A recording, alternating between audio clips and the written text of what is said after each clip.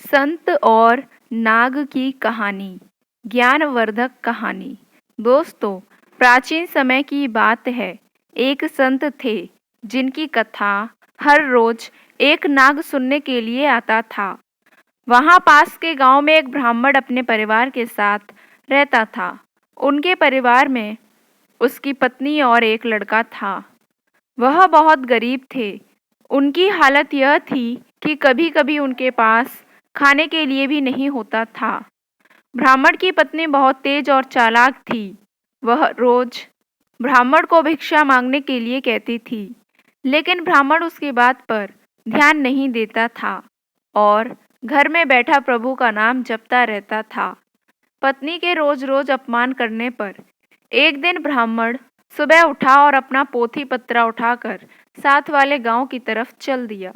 चलते चलते ब्राह्मण घने जंगल में पहुंच गया। अंधेरा हो चुका था, इसलिए ब्राह्मण ने एक पीपल के पेड़ के नीचे अपना आसन जमा लिया और प्रभु का नाम जपने लगा। अगले दिन सुबह ब्राह्मण उठा तो पास की नदी में स्नान कर वह आगे की तरफ चल दिया और थोड़ी देर बाद दूसरे गांव में पहुंच गया।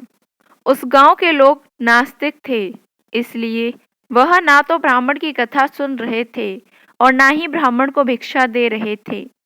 वह ब्राह्मण परेशान होकर वापस जंगल में आकर उसी पीपल के पेड़ के नीचे बैठ गया, जहां वह रात को रुका था। ब्राह्मण जिस पेड़ के नीचे बैठा था, उस पेड़ की जड़ के नीचे एक विशाल नाग रहता था। ब्राह्मण ने सोचा कि मेरी कथा तो कोई भी नहीं सुनता, इसलिए मैं पीपल के पेड़ को ही अपनी कथा सुना देता हूँ।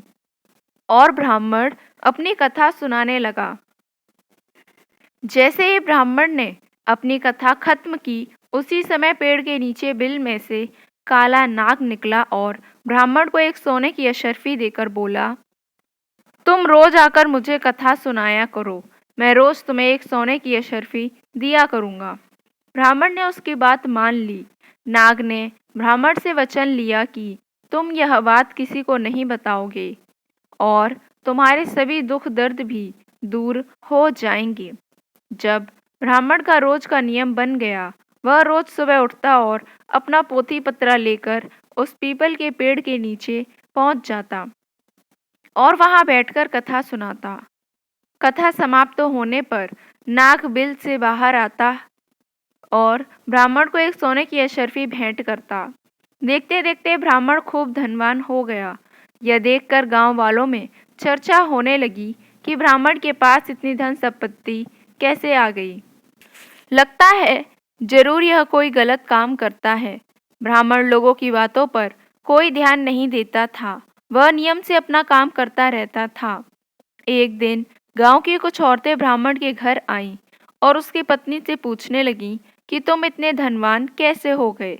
आपके पति रोज कहाँ जाते हैं और उनकी कथा रोज कौन सुनता है? औरतों की बातें सुनकर ब्राह्मण की पत्नी के मन में भी संदेह हुआ। ब्राह्मण जैसे ही घर में आया, उनकी पत्नी ने उनसे पूछा कि आपको यह धन कहाँ से मिलता है? ब्राह्मण ने उसकी बात सुनकर कहा, तुम्हें इससे क्या लेना देना? यह कहकर ब्राह्मण ने उसकी बात को टाल दिया। ब्राह्मण की पत्नी को पति की बात सुनकर और भी ज्यादा संदेह हो गया और वह ब्राह्मण से लड़ने लगी। उसने ब्राह्मण को सब कुछ बताने के लिए मजबूर कर दिया। ब्राह्मण ने नाग की सारी बात बता दी, जिस वजह से उसकी पत्नी के मन में लालच जाग गया और उसने ब्राह्मण के खाने में नशे की दवा मिलाकर अपने बेटे से बोली, बेटा, पीपल के पेड़ पर जाओ और उस नाग को मारकर उसकी सारी संपत्ति ले आओ। ब्राह्मण का लड़का पोथी पत्रा लेकर वहां गया और पीपल के पेड़ के आगे बैठकर कथा सुनाने लगा। कथा पूरी होने पर वह नाग बाहर आया और उसको सोने की अशर्फी देने लगा। तभी लड़के ने कुल्हाड़ी से नाग पर वार कर दिया, जिससे नाग की पूंछ कट गई। नाग ने पलटकर लड़के को डस लिया, जिससे लड़के की मौत हो गई। उधर जब ब्राह्मण उठा तो उसने देखा कि उसका पोथी पत्रा गायब है। उसकी समझ में आ गया कि जरूर कोई गड़बड़ है। ब्राह्मण जल्दी से पीपल के पेड़ के पास गया। उसने देखा कि वहां उसका लड़का मरा पड़ा था ब्राह्मण को देखकर नाग बिल से बाहर आया और उसको बोला कि मैंने तुमको कहा था, सोने की अशर्फी की बात तुम किसी को नहीं बताओगे।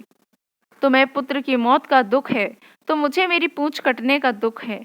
मैं तुम्हें श्राप देता हूँ कि तुम्हारी जो संपत्ति मेरी वजह से बनी है वह सब खत्म हो जाएगी। ब्राह्मण अपना सिर पीटता हुआ पुत्र की लाश लेकर वापस घर आ गया और अपनी पत्नी को बोला कि देखा, तुम्हारे लालच की वजह से हमने अपना इकलौता पुत्र गंवा दिया और हमारी सारी धन संपत्ति भी नष्ट हो गई। उसकी पत्नी भी रोती रह गई। कहानी की शिक्षा।